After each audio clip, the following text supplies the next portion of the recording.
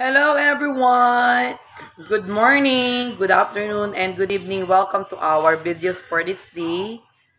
Hello mga friend! Nice ko lang kayong paalalahanan.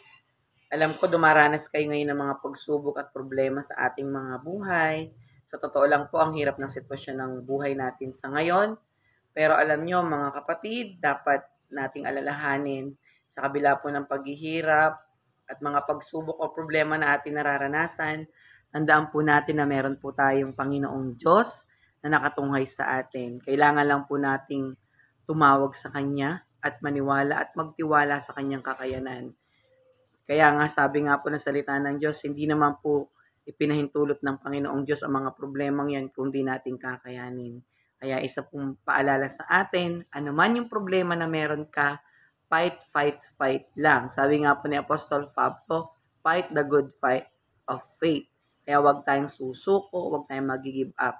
Kasi alam naman natin, nakasama natin ang ating Panginoon. No matter what it is, you need to be strong, you need to strengthen your faith unto the Lord. Kasi kasama natin ang Diyos.